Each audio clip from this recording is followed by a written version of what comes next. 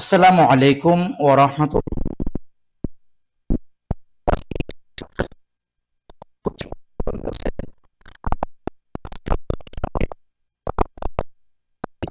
Python ভার্সে session করব। প্রায় 20টি Rolle's নিয়ে আপনাদের সামনে উপস্থাপন করেছি নিয়ে আপনাদের ক্লাস নিয়ে কথা বলার জন্য। তো ক্লাস যদি ভালো লেগে থাকে অবশ্যই শেষ অবধি পর্যন্ত দেখবেন। আর যদি আপনার মনে হয় যে শেয়ার করে রাখলে বা অন্য কারো উপকার হবে, সেক্ষেত্রে আপনি ক্লাসটি শেয়ার করে রাখবেন। আচ্ছা, যেন অন্য কোনো ভাই দেখে যেন উপকৃত হয়, সেই জন্য আমি যে ফ্রিতে ক্লাসগুলো আপলোড করছি যেন মানুষকে উন্নতি লাভ করতে পারে বা উপকার হয়। তো আমরা প্রথমত এখানে দেখে নিব যে আমি এটা হচ্ছে ব্যতিক্রম নিয়ম। যেমন আমরা জানি কি, আমি একটা নিয়ম সবাইকে পড়াই, সেটা হচ্ছে কি জানেন, যে টু ব্যতীত সকল প্রিপোজিশনের পরে ভার্বের সাথে আইএনজি হয়। ঠিক আছে, সকল প্রিপোজিশন, টু ব্যতীত সকল প্রিপোজিশনের সাথে বা প্রিপোজিশনের পরে যদি কখনো কোনো সময় ভার্ব বসাতে হয়, সেক্ষেত্রে আপনাকে আইএনজি করতে হয়। ঠিক আছে, কিন্তু এখানে টু থাকার পরও আপনি দেখবেন কি এখানে ভার্বটার সাথে আপনার কি করতে হবে, আইএনজি যোগ করতে হবে। যেমন আমি কথাটা আবার রিপিট করছি, রিপিটটা হচ্ছে আমি একটা নিয়মে বলছিলাম যে যে প্রিপোজিশনে যদি কখনো টু থাকে, ঠিক আছে, টু থাকে, এরপরে সরাসরি বি ওয়ান হয়। ঠিক আছে, আর যদি এখানে যদি টু ছাড়া, যেমন আমরা জানি কি যে ফর হয়, ঠিক আছে, বা বিটুইন হয়, হ্যাঁ, এই যে বিটুইন হয়, সেই ক্ষেত্রে এরপরে ভার্বের সাথে আইএনজি যোগ করতে হবে। ঠিক আছে, আমরা বললাম যে সাবজেক্টের বা কোনো কোনো একটা সময় যদি টু থাকে, এরপর যদি গ্যাপ থাকে, সেক্ষেত্রে আপনাকে ভার্বটা বি ওয়ান করতে হবে বা ভার্ব প্রেজেন্ট ফর্ম করতে হয়। কিন্তু এখানে যে নিয়মটা দেখতে পাচ্ছি, আমি ব্যতিক্রম কেন বলেছি সেই জিনিসটা আপনাদেরকে বোঝাচ্ছি। এখানে ব্যতিক্রম বলার কারণটা হচ্ছে মূলত এই যে দেখুন একটা শব্দ আছে যে উইথ এ ভিউ টু, এখানে টু আছে, তারপর এখানে দেখা যাচ্ছে যে আমার লোক ফরওয়ার্ড টু দেখতে পাচ্ছি, ঠিক আছে, লোক ফরওয়ার্ড টু দেখতে পাচ্ছি, এখানে টু আছেন। তারপর এখান থেকে দেখতে পাচ্ছি আমরা উইথ এন আই টু, ঠিক আছে, with an eye to, to আছে।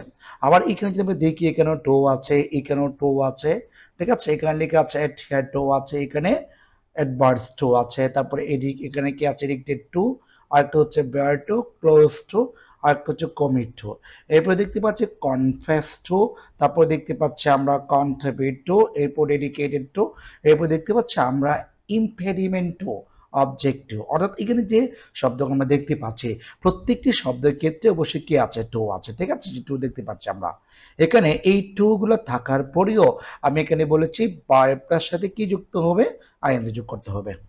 তাহলে ব্যতিক্রম বলতে মূলত আপনাকে এই জিনিসটা বুঝিয়েছি। অর্থাৎ এখানে লিখে দিয়েছি যে ইত্যাদি টু ইত্যাদির পরে ভার্ব থাকলেও আপনাকে পরবর্তী ভার্বটার সাথে কি যোগ করতে হয়, আইএনজি যোগ করতে হয়। আমি ব্যতিক্রম নিয়ম বলতে মূলত এই জিনিসটা আপনাদেরকে বুঝিয়েছি। এরপরে আমরা পরবর্তী পেজ দেখবো। চলুন তাহলে আমরা এখন এখান থেকে যে ব্যতিক্রম নিয়মটা দেখলাম, এরপরে এই ব্যতিক্রম নিয়ম থেকে আমি আপনাদের দুই একটি বাক্য বোঝানোর চেষ্টা করব। আচ্ছা, এখানে আমরা এক নম্বরটা বাক্য দেখতে পাচ্ছি এ নাম্বার, ঠিক আছে, এ নাম্বার বাক্যটি আমরা একটু বুঝিয়ে দেব।